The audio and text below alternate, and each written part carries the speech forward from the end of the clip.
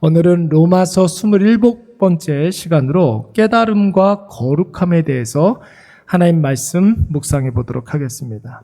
여러분, 깨달음에 대해서 이야기를 했는데 한번 질문 한번 해보도록 하겠습니다. 여러분, 깨닫고 깨달은 바를 우리가 살아가는 것입니까? 아니면 수행하다 보면, 살다 보면 깨달음이 오는 것입니까? 한번 잘 생각을 해보세요. 깨닫고 깨달은 것을 가지고 살아가는 것입니까? 아니면 살다 보면 여러분 그 살다가 깨달음이 오는 것입니까? 깨달음이 언제 오는 것 같아요? 그런 것 같아요. 깨닫고 깨달은 대로 살아가는 것 같습니까? 예. 여러분, 불교 용어 중에 그런 말이 있어요. 돈오 돈수, 돈오 돈 점수, 이런 말이 있습니다. 돈오 돈수, 돈오 점수, 이런 말이 있어요. 돈자가 무슨 뜻이냐면 갑자기, 이런 거예요. 돈오, 갑자기 깨닫게 된다. 돈수, 깨달음과 동시에 우리가 깨닫는 것을 가지고 깨달음과 수행이 이루어지는 것이다. 이런 뜻이에요. 그러니까 계속해서 살다 보면 어느 순간 깨닫는 순간이 온다라는 뜻이 바로 도노 돈수, 이런 뜻입니다. 도노 점수라는 말은 반대예요. 뭐냐면은 열심히 여러분 우리가 깨닫고 난 다음에 그 깨달은 것을 가지고 살아간다, 이런 뜻이 되는 것입니다. 여러분, 깨닫고 행하는 것이든 아니면 행하다 보면 깨닫게 되는 것이든 그것은 불교에서 해결하라고 그러고 우리는 성경에서 이야기하는 게 중요하잖아요. 성경에서는 뭘 이야기를 하느냐면 불교하고 똑같이 깨닫는 것에 대해서 굉장히 중요하게 생각을 합니다. 그런데 불교의 깨달음과 성경에서의 깨달음은 그 뜻과 의미가 그 자체가 완전히 달라요. 불교에서의 깨달음이라는 것은 뭐냐면 몰랐던 것을 알게 되는 그것을 여러분 불교에서는 깨달았다, 이렇게 이야기를 합니다. 그런데 성경에서 강조하고 있는 깨달음이라는 것은 몰랐던 것을 아는 수준을 넘어서 완전히 내가 몰랐던 것을 알게 되고 그것을 완전히 내 것으로 삼는 것, 체득하는 것. 그래서 체득한 대로 내가 그렇게 살아가고 거기에서 한 발짝 더 나아가서 우리의 존재가 완전히 달라지는 것까지를 우리는 깨달았다, 이야기하는 것입니다. 우리가 주일날 예수님의 비유 시리즈를 묵상하고 있어요. 그렇죠?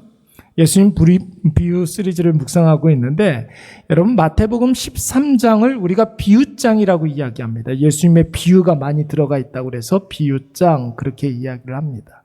그런데 여러분, 그 예수님께서 비유장을 시작하면서 뭐라고 말씀을 하시냐면 마태복음 13장 13절 말씀에 보시면 이런 말씀이 있어요. 그러므로 내가 그들에게 비유로 말하는 것은 그들이 보아도 보지 못하며 들어도 듣지 못하며 뭐하지 못하다라고? 깨닫지 못함이니라, 이렇게 이야기하고 있습니다. 천국의 비밀을 아무리 예수님께서 잘 설명해 주어도 듣지 않으려고 마음먹은 사람은 절대로 천국의 비밀에 대해서 알지 못한다는 뜻이에요. 예수님이 아무리 설교를 잘한다 할지라도 그 설교의 내용에 대해서 별로 관심이 없는 사람들, 그거에 대해서 듣지 않으려고 노력하는 사람들에 대해서는 천국을 아무리 생생하게 증언한다 할지라도 그 천국이 그 사람의 것이 될 수가 없다라는 것입니다. 여러분, 어떤 사람은 똑같은 시간, 똑같은 장소에도 똑같은 사람에게 똑같은 말씀을 들어도 어떤 사람은 그 말씀을 듣고 자기의 것으로 삼고 은혜를 받는 사람도 있지만 여러분, 어떤 사람은 너는 떠들어라, 나는 모르겠다, 이런 사람들도 있을 수가 있죠. 있습니다, 여러분. 듣고 자기의 것으로 받은 사람은 예수님의 관점으로 보면 그 사람은 천국 백성이라는 거예요. 그런데 듣고 전혀 깨달음이 없고 변화도 없는 사람은 그 사람은 아예 처음부터 예수님의 부르심과 하나님의 부르심과 예수 그리스도로 말미암는 중생, 거듭남, 이것과는 상관이 없는 사람이라는 것입니다. 그러니까 여러분, 하나님을 모르는 사람이 한번 보세요. 어느 날 신앙생활을 하게 되었습니다. 어떤 과정을 통해서 신앙생활을 하게 되었을까요? 어떤 과정을, 뭔가 예수 없었던 사람이 예수 없으면 못 사는 사람이 되는 그런 과정을 한번 생각을 해보세요. 복음을 듣고 마음에 감동이 임했습니다. 이 사람은 그 감동이 떠나지가 않는 거예요. 내가 죄인이라는 사실을 몰랐는데 복음을 듣고 난 다음에 내가 죄인이라는 사실을 깨닫게 되었어요. 그리고 그 죄를 예수 그리스도만이 해결해 줄 수 있다라는 사실을 깨닫게 되었습니다. 그래서 하나님에 대해서 더 많이 알고 싶은 마음에 계속해서 말씀을 더 듣게 됩니다. 여러분, 그 말씀을 통해서 이 사람의 마음이 바뀌고 생각이 바뀌고 말이 바뀌고 선택과 결정이 변하고 삶이 완전히 변화되었습니다. 그래서 이 사람은 생각하기를 내가 이제는 과거로 예수님 몰랐던 그 과거로는 도대체 돌아가고 싶은 그런 마음이 없는 거예요. 예수로 인해서 하나님을 더 많이 알아가고 싶고 하나님이 하실 일들이 더 많이 기대가 되는 거예요. 여러분, 우리는 이것을 뭐라고 이야기를 하느냐면 거듭난 신앙생활을 하는 사람들이라 이렇게 이야기하는 거예요. 영적인 그리스도인이라고 이야기를 하는 거예요. 그의 삶이 깨닫음과 동시에 모든 것들이 변화되었던 사람, 복음으로 말미암아. 그런데 여러분, 유사 기독교 신앙이 있어요. 유사 기독교 신앙. 교회에 나왔습니다. 찬양도 너무 신나고 말씀도 너무 재밌습니다. 사람들과 사귀는 것도 너무 좋고 목사님도 너무 좋습니다. 그래서 교회 다니는 사람답게 살아보려고 노력을 했어요. 세속적인 것들도 하나씩 끊어갔습니다. 술도 끊고 담배도 끊고 사람도 가려 사귀고 그랬습니다. 그런데 여러분, 교회 생활을 하다 보니까 어느 날 교회에서 기분 나쁜 일이 생겼어요. 자존심 상하고 열받는 그런 일이 생겼습니다. 그래서 기분이 나빠서 교회를 안 나갔어요. 교회를 안 나가니까 자신이 교회 안 다니는 사람이잖아요. 교회 다니는 사람이 아니잖아요. 그래서 옛날로 돌아가도 된다라고 생각해서 옛날로 돌아갔습니다. 끊었던 술도 마시고 끊었던 담배도 피고 아무하고나 어울리고, 그리고 자신이 신앙으로 살지 않는 이유를 사람들에게 말하기를 교회 탓이라고 이야기하고 목사 탓이라고 이야기하고 교인 탓이라고 이야기를 합니다. 여러분, 이런 경우를 우리는 뭐라고 이야기합니까? 아까 전에는 영적인 그리스도인이라고 이야기를 했는데 이번에는 육적인 그리스도인이라 이렇게 이야기를 하는 거예요. 신앙생활을 하는 것이 아니라 그 사람은 잠시 한때 교회 생활을 한 거예요. 동아리 활동을 했던 것입니다. 하나님이 나를 사랑하고 나를 위해서 독생자를 보내주셨고 내 죄를 다 사하시고 나를 구원받은 하나님의 자녀로 삼아주셨다면 여러분, 그 깨달음은 나의 모든 감정을 압도하는 줄로 믿습니다. 여러분, 그 복음에 대한 감격이 사람으로 인해서 상했던 감정을 압도하는 거예요. 복음으로 인하여서 생겼던 나의 그 기쁨이 나의 삶을 완전히 뒤바꿔 버리고 나의 삶의 시작과 방법과 목적을 이 복음으로 말미암아 완전히 변화되는 삶. 여러분, 이런 사람을 우리는 신앙생활하는 사람, 하나님의 자녀, 영적인 그리스도인 이렇게 이야기하는 것입니다. 여러분, 이것을 우리는 깨달은 자, 신앙생활하는 자, 하나님 자녀다운 삶이라고 이야기하는 것이죠. 우리가 교회에서 쓰는 용어 중에 제가 종종 이야기하지만 성령 충만이라는 그런 단어가 있습니다. 성령 충만이다. 무슨 뜻일까요? 뜨겁게 신앙생활을 한다는 뜻이에요. 성령 충만하게 신앙생활을 한다. 뜨겁게 신앙생활을 한다. 그런데 여러분, 여기서 말하는 이 뜨거움이라는 것은 이런 거예요. 진리를 깨달아서 그 깨달은 바가 우리의 삶으로 드러나는 것. 여러분, 이것을 우리는 성령 충만이라고 이야기하는 거예요. 진리를 깨달았다. 진리가 누구예요? 예수 그리스도 아닙니까? 예수 그리스도를 인격적으로 만나서 예수 그리스도께서 내 모든 죄를 다 사해 주시고 내가 구원받은 하나님의 자녀가 되었다. 그래서 이제는 내가 하나님 자녀답게 살아야 된다. 그것이 우리의 삶 속에서 그대로 묻어져 나오는 그런 삶. 여러분, 우리는 그런 사람을 성령 충만한 사람 그렇게 이야기를 합니다. 그런데 단순히 우리가 신앙생활하는데 감정의 뜨거움 때문에 신앙생활하는 거라면 여러분, 그것이 오래 가겠습니까? 아니면 얼마 가지 못할까요? 얼마 가지 못해요. 왜요? 우리의 감정은 하루에도 12번씩 바뀌기 때문에 그런 것이죠. 감정으로 신앙생활하는 사람들은 여러분, 얼마 가지 못합니다. 변수를 만나게 되면 그 감정은 금방 식어지게 되어 있어요. 그리고 그 다음에는 공허와 실망을 경험하게 되는 것이죠. 감정으로 신앙생활하는 사람은 그래서 맨 마지막에는 늘 누구 탓을 하게 되고 절망하고 공허하게 되는 것입니다. 감정은 언제나 변화무쌍하기 때문에 그런 것이, 뜨거운 감정은 언젠가는 식어버리게 됩니다. 뜨거운 감정은 뜨거운 행동을 가져오기는 하지만 오래가지 못해요. 감정이 식어가면서 그의 행동도 식어가게 됩니다. 예배도 오래가지 못하고, 기도도 오래하지 못하고, 말씀도 오래가지 못하는 거예요. 그래서 뭐든 그냥 하는 사람, 그냥 우리가 그냥 하는 사람, 이런 사람을 당할 수가 없는 거예요. 오늘부터 제가 수요 예배 PPT를 제가 안 만들어요. 우리 전도사님한테 부탁을 했어요. 잘 만들었죠? 잘 만들었어요. 제가 물어봤어요. 전도사님 힘들지 않으시냐고. 힘들지 않아요? 그랬더니 우리 전도사님 뭐라고 그랬냐면 그냥 하는 거죠 뭘. 그냥 하는 거죠 뭘 그랬어요. 자기에게 맡겨진 일이기 때문에 나는 그냥 하는 거라는 거예요. 이런 사람을 당할 수가 없어요. 예? 앞으로 점점 더 잘할 거예요. 제가 이렇게 얘기하니까 더 잘하겠지. 그냥 하는 사람을 당할 수가 없어요, 여러분. 네. 무슨 이유나 목적이나, 물론 사람들이 그 목적의식이 분명하면 오래 갈 수 있겠지만, 여러분, 그거를 맨날 그렇게 생각하면서, 이유를 맨날 그렇게 의미를 부여하면서 어떻게 합니까? 나한테 주어진 일이라면 그냥 하는 거예요. 세상이 어떻든, 상황이 어떻든, 사람들이 뭐라 하든, 목사님이 칭찬을 하든, 목사님 뭐라고 그러든 그냥 하는 거예요. 병자가 아멘 할 사람은 안 하잖아요. 그냥 하는 사람을 당할 수가 없는 거죠. 우리 지난번에 씨 뿌리는 자의 비유에 대해서 잠깐 생각을 해보았습니다. 길가에 뿌려진 씨 어떻게 되었습니까? 새가 와서 집어먹어버렸어요. 여러분 마태복음 13장 19절 말씀에 보면 이런 말씀이 있습니다. 우리 아무나 다 같이 읽어보도록 하겠습니다. 시작. 아무나 천국 말씀을 듣고 깨닫지 못할 때는 악한 자가 와서 그 마음에 뿌려진 것을 빼앗나니 이는 곧 길가에. 그러면 씨가 어떻게 되었습니까? 땅에 뿌리를 조금이라도 내렸어요? 흡수되었습니까? 아니죠. 뿌리를 내기 전에 뿌리를 낼 준비도 하지 않았는데 새가 와서 그냥 먹어버린 거예요. 빼앗아갔던 거예요.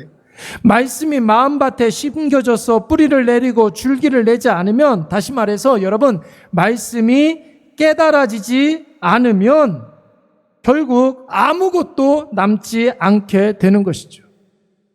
세상에 의해서, 사람에 의해서, 환경에 의해서 말씀도 빼앗기게 되는 것이고, 그 빼앗긴 말씀이 빼앗긴 그 자리에 언제나 공허와 좌절과 낙심만이 채우게 되어지는 것입니다.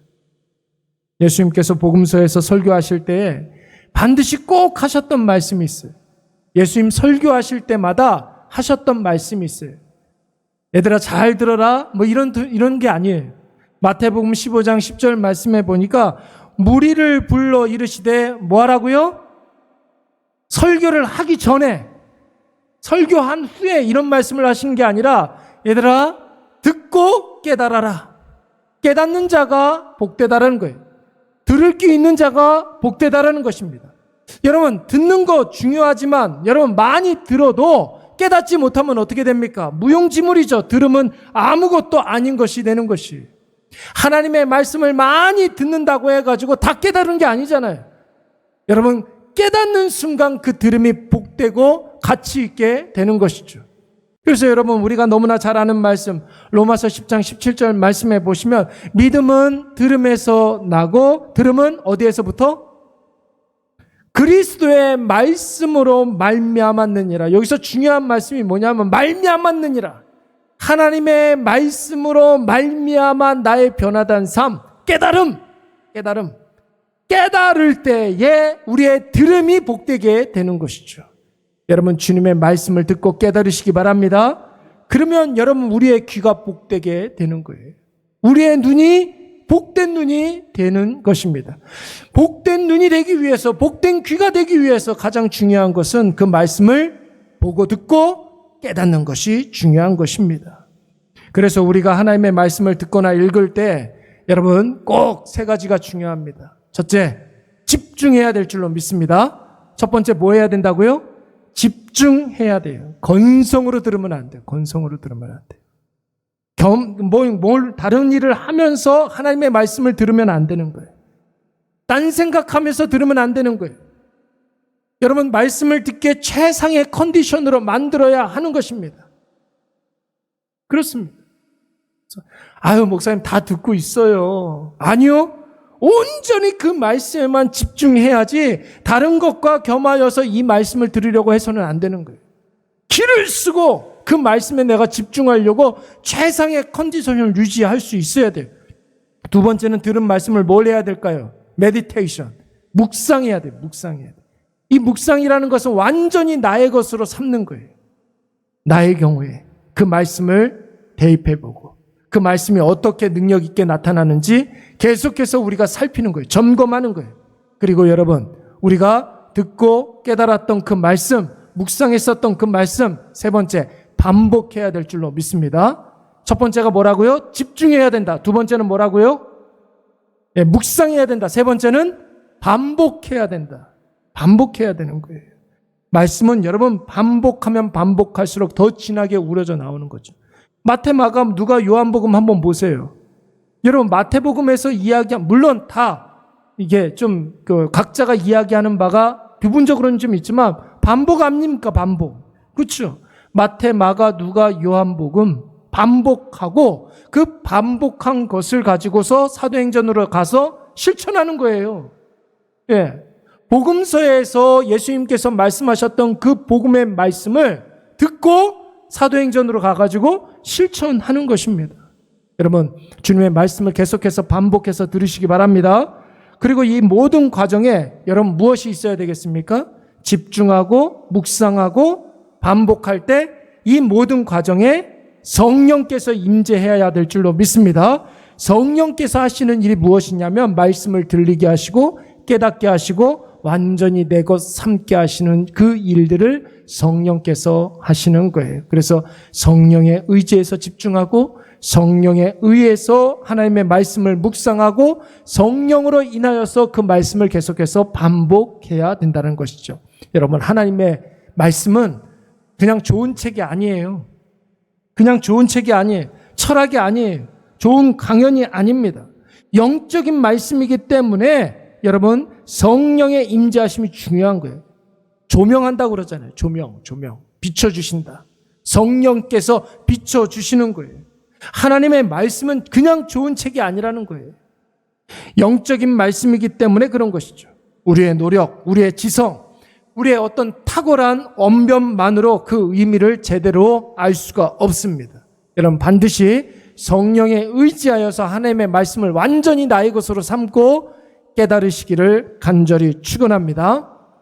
우리 이사야서 50장 말씀 한번 읽어볼까요? 이사야서 50장 4절 말씀 우리 다 같이 시작. 주 여호와께서 학자들의 혀를 내게 주사 나로 공고한 자를 말로 어떻게 도와줄 줄을 알게 하시고 아침마다 깨우치시되 나의 귀를 깨치사 학자들 같이 알아듣게 하시도다. 아멘. 여러분 우리 신앙생활에 있어서 말씀, 기도, 예배 굉장히 중요하지 않습니까? 말씀, 기도, 예배. 여러분 뭐가 먼저일까요? 뭐가 먼저라고 할 것도 없이 여러분 이것이 계속해서 반복되고 순환되면서 우리가 성화되어지는 거잖아요. 말씀, 기도, 예배. 계속해서 반복되는 거잖아요. 그런데 여러분 굳이 순서를 둔다면 말씀에 대한 깨달음이 먼저 선행되어야 하는 거예요. 그래야 기도도 되고 그래야 예배도 되는 거예요. 말씀, 기도, 예배. 말씀에 대한 깨달음이 먼저 선행돼야 기도하면서 성령에 의지하여서 하나님의 마음에 합한 기도를 할 수가 있는 거죠. 그래서 언제나 우리의 신앙은 말씀 중심이어야 되는 거예요. 말씀으로 깨닫고 그 깨달은 바를 가지고 하나님 앞에 기도하는 거죠. 여러분 우리가 기도하면은 우리의 부족이나 우리의 연약함을 하나님께 구하는 것이라고 생각하는데 여러분 그렇지 않습니다. 여러분 자녀들하고 대화를 할 때 무조건 자녀들이 아빠 이렇게 부르면 뭘 해달라는 뜻 아닙니까? 그렇죠. 근데 자녀들이 해야 할 일은 그것만은 아니에요. 일상적인 그런 대화도 많이 나눌 수 있어야 되는 거잖아요. 그렇죠? 그냥 자녀가 뭘 이렇게 부르면 맨날 달라고만 하고 요청만 하고 그러면 자녀가 부르는 것이 얼마나 부담됩니까? 그렇죠? 자녀와 부모 사이의 교제는 일상의 삶을 살아갈 수 있어야 되는 거예요. 우리가 기도한다라는 것은 무엇을 말하는 거냐면 우리의 부족, 우리의 연약함만을 이야기하는 게 아니에요. 우리가 말씀으로 듣고 깨달은 바를 하나님 앞에 기도함으로 말미암아 나 자신에게는 결단이 될 수도 있는 거고 하나님 앞에는 서원이 될 수도 있는 것이고 정말로 하나님 아버지의 뜻을 구하면서 하나님의 뜻을 깨달아가는 그런 어떤 하나의 과정이 될 수가 있는 거예요. 그렇죠? 말씀이 먼저 선행돼야 온전한 기도, 하나님께서 원하시는 그 기도를 드릴 수가 있는 것입니다. 말씀과 기도로 세상을 이긴 사람들을 여러분 우리는 삶 속의 예배자라고 이야기를 하는 것 아닙니까? 그래서 온전히 하나님 아버지 앞에 자기 자신을 드리는 거예요. 거룩한 산제사로. 그래서 살아있는 영적 제사, 예배, 우리가 이 살아있는 예배를 그렇게 이야기하는 것 아닙니까? 여러분 말씀을 완전히 자기의 것으로 삼으시기 바랍니다. 예를 한번 들어볼까요? 우리 지난 주일날 부활절 맞이해가지고 부활장 묵상했었습니다. 고린도전서 15장 57절 58절 말씀 묵상했는데 여러분 두 가지 생각을 했었거든요. 첫 번째는 무엇이냐면 부활신앙은 우리에게 승리자 되게 한다. 그래서 우리의 앞에 있는 모든 문제들을 승리자의 관점으로 볼 수 있어야 된다. 도전자의 관점으로 보지 말고 이미 승리한 사람의 눈으로 바라볼 수 있어야 한다. 그런 이야기 했고요. 두 번째는 세상과 사람과 상황 때문에 절대로 우리는 부활신앙 갖고 있으면 흔들리지 않는다. 이 두 가지를 묵상했습니다. 다 기억나는 표정이에요? 예, 다 기억. 예, 물어보면 잘 대답할 수 있는데 목사님이 혼자 이야기를 했어요. 여러분 이 말씀을 듣고 반복적으로 묵상해 보십시오. 그러면 하나의 결론에 이르게 돼요. 내 앞에 있는 여러 가지 상황들을 도전자의 시각으로 보지 말고 이미 승리한 승리자의 관점으로 보자. 그러면 어떤 문제가 됐든지 그 문제로 인해서 우리가 망하지 않는다라는 확신에 도달하게 되는 거예요. 그래서 여러분 어떤 어려움이 있어도 이 부활신앙 가지고 있으면 세상에 당당히 나아가 세상을 이기게 되는 줄로 믿습니다. 여러분 세상에 죽음보다 더 큰 게 있어요? 죽음보다 더 큰 게 있어요? 없잖아요. 근데 예수 그리스도께서 죽음을 깨고 승리하셨단 말이에요. 그러면 그 승리자의 관점으로 우리가 이 세상을 살아간다면 두려울 게 뭐가 있느냐고요. 염려할 게 뭐가 있느냔 말이에요. 염려해가지고 여러분 우리의 길을 한 자라도 더 할 수가 있습니까? 할 수 없다는 거죠. 그러나 부활신앙 가지고 있으면 여러분 그 승리자의 입장으로 승리자의 관점으로 세상에 이미 나가서 우리가 살아갈 수가 있는 것이죠. 이걸 계속해서 묵상해 보라는 거예요. 그러면 여러분 봄이 오고 여름이 오고 가을이 오고 겨울이 와도 계절이 아무리 변한다 할지라도 우리의 마음속에 헛헛함이 아니라 담대함이 생기게 될 줄로 믿습니다. 허무하고 절망하고 나이 먹었다가 한탄하는 것이 아니라 오히려 하나님 아버지께서 나에게 어떤 일을 보여주실지에 대한 여러분 기대와 소망이 넘치게 될 줄로 믿습니다. 새벽 예배 때는 여러분 누구에 대해서 묵상하고 있는지 아십니까? 요셉에 대해서 우리가 묵상하고 있어요. 야곱의 아들들과 요셉이 상봉하는 장면을 묵상하고 있습니다. 핵심 메시지는 여러분 그거예요. 우리가 하나님을 아버지로 고백한다면 아버지 하나님은 우리를 반드시 평안과 소망으로 인도하신다는 거죠. 야곱의 아들들이 요셉에게 시험을 받고 있잖아요. 시험을 받고 있단 말이에요. 자기 자신을 요셉을 신분을 숨기고서 지금 자기의 형제들을 시험하고 있습니다. 이 사람들이 과거하고 지금하고 달라졌는지 달라지지 않았는지 시험하고 있는 거예요. 그런데 여러분 그 시험이 영원합니까? 영원하지 않아요. 곧 장면이 바뀌어서 요셉과 야곱이 부둥켜 안고 안으면서 재회의 정을 누리게 됩니다. 기쁨을 누리게 되는 거예요. 하나님께서 반드시 우리에게 평안과 소망을 주신다는 것입니다. 여러분 이 말씀을 묵상하고 깨닫게 되면 지금 내가 큰 시험 당하고 있다 할지라도 여러분 이 시험의 과정이 다 끝나고 나면 하나님께서 반드시 우리에게 큰 승리를 주실 줄로 믿습니다. 곧 끝나요. 여러분들이 고민하고 있는 바가. 여러분들이 힘들어하고 있는 바가, 여러분들이 걱정하고 있는 바가 곧 끝나요. 곧 끝난다고요. 하나님께서 다 해결해 주시고 우리에게 평안을 주실 거예요. 시간이 지나면 또 다른 고민이 오겠죠? 꼭 또 다른 어떤 갈등이 올 거예요. 그런데 오늘의 이 고민을 이기는 그 승리로 그 다음번 고민을 대하면 여러분 이 고민도 우리가 이기게 될 줄로 믿습니다. 그래서 여러분 이 모든 삶을 평탄한 삶, 평안한 삶, 형통한 삶이라고 이야기하는 거예요. 그 형통한 삶은 여호와 하나님과 손붙잡고 살아가는 삶이 형통한 삶이라고 이야기하는 것이죠. 오늘 본문의 말씀을 한번 보십시오. 19절 말씀에 보면 이런 말씀이 있습니다. 우리 다 같이 한번 읽어보겠습니다. 시작. 너희 육신이 연약함으로 내가 예대로 말하노니 전에 너희가 너희 지체를 부정과 불법에 내주어 불법에 이른 것 같이 이제는 너희 지체를 의에게 종으로 내주어 거룩함에.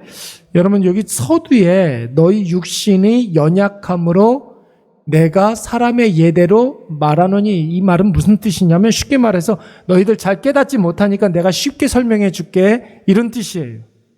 여러분 교회 오래 다니고 신앙생활을 오래 한다고 하면서 여전히 아무도 없는 곳에서 나 자신이 부정과 불법으로 살아가지 않느냐는 것이에요. 그렇잖아요.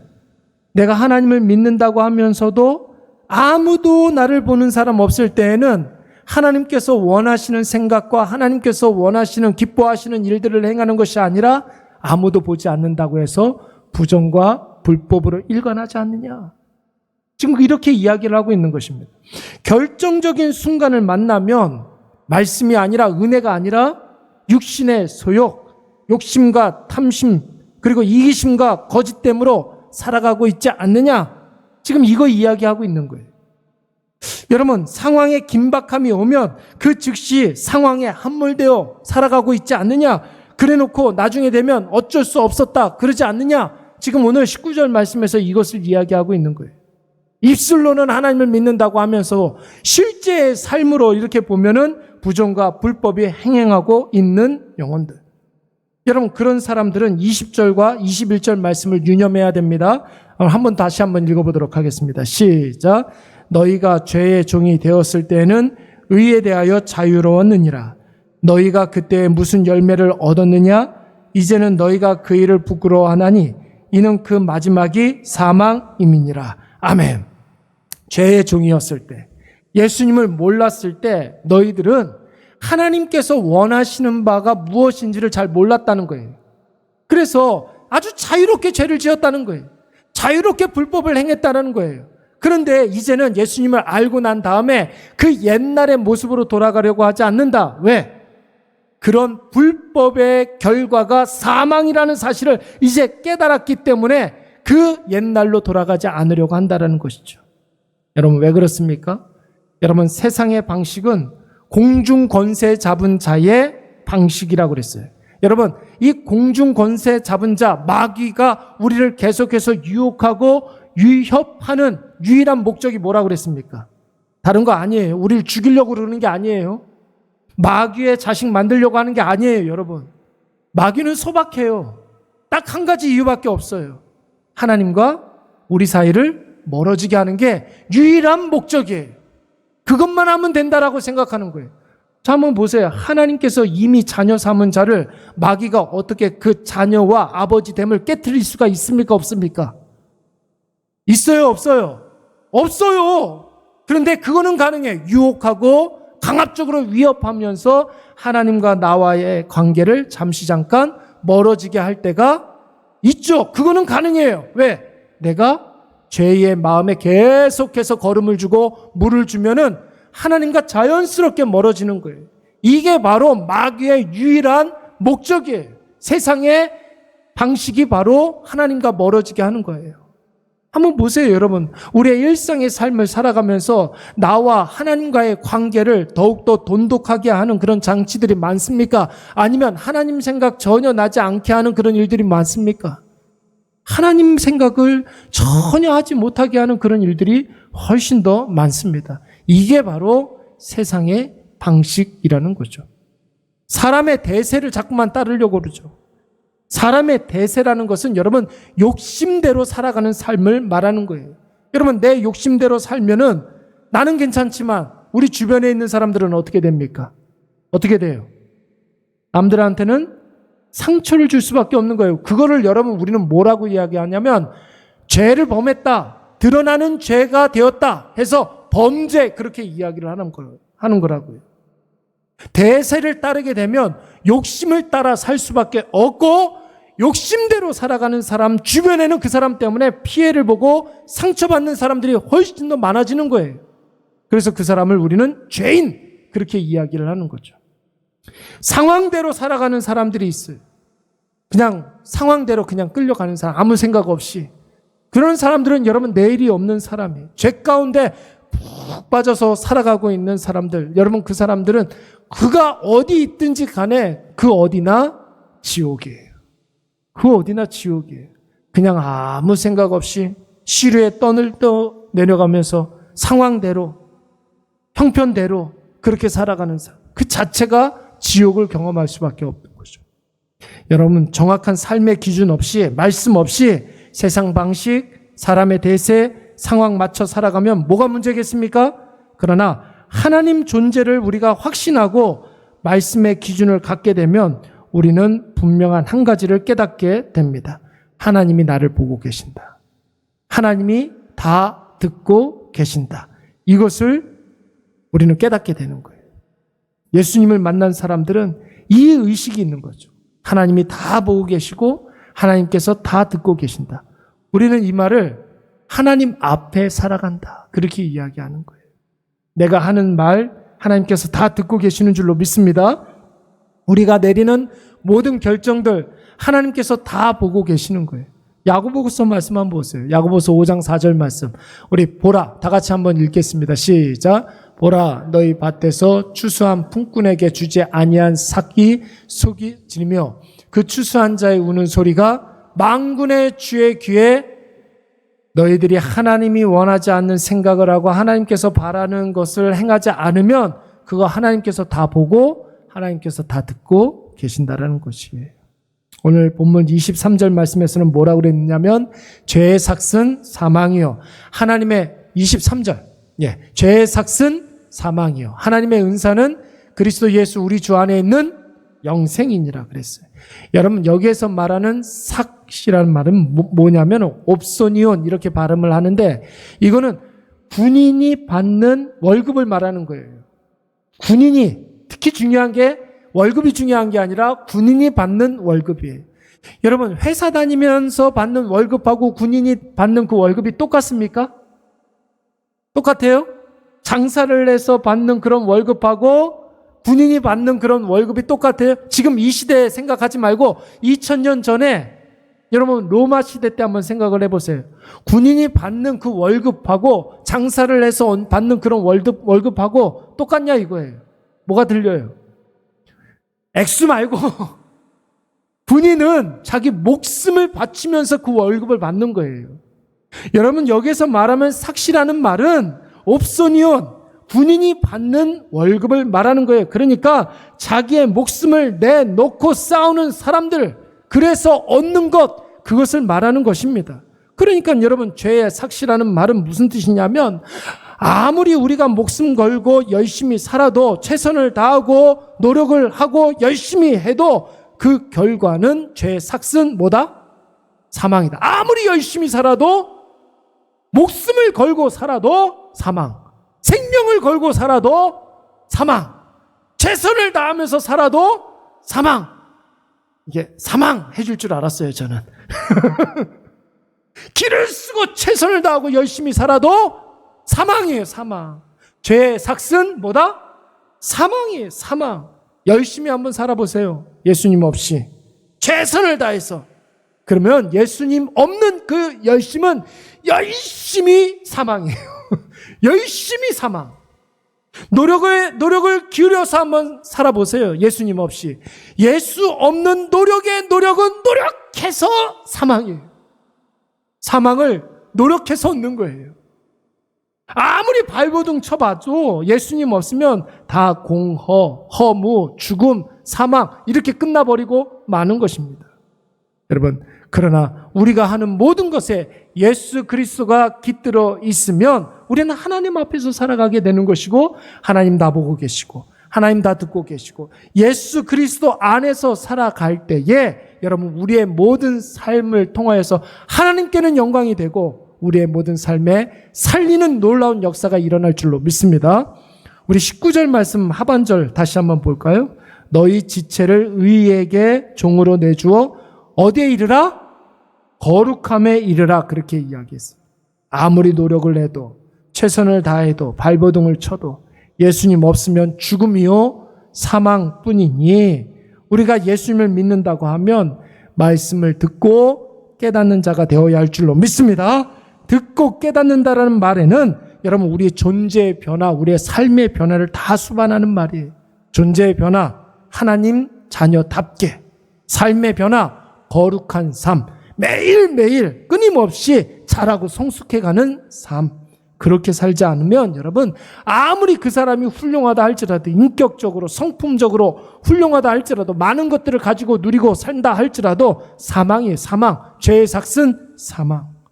여러분, 거룩한 삶이라는 것은 말씀을 듣고 깨달은 대로 사는 삶인 줄로 믿습니다. 그게 바로 여러분, 예수님 닮아가는 삶이에요. 우리가 어떻게 이렇게 살아갈 수가 있습니까? 여러분, 23절 끝머리에 뭐라고 그랬어요? 하나님의 은사는 예수 그리스도 우리 주 안에 있는 영생 붙잡고 살아가면 그게 보인다고요. 구원받은 하나님의 자녀들에게는 말씀 듣고 깨달아지는 그런 놀라운 역사가 일어나게 되는 거예요. 그게 바로 깨달아지는 역사, 그게 바로 내가 구원받았다라는 증거가 되는 거예요. 하나님의 우리 주 예수 그리스도 안에 있는 영생을 이미 받았기 때문에 우리가 말씀을 들을 때마다 깨닫게 되고, 깨달은 그것을 가지고 하나님이 원하는 삶을 살아가게 되는 것입니다. 그러므로 사랑하는 여러분, 말씀을 듣고 깨달으시기 바랍니다. 말씀을 완전히 내 것으로 삼아서 말씀대로 살아가시기 바랍니다. 말씀이 약속한 놀라운 복락이 우리 삶에 충만하게 될 줄로 믿습니다.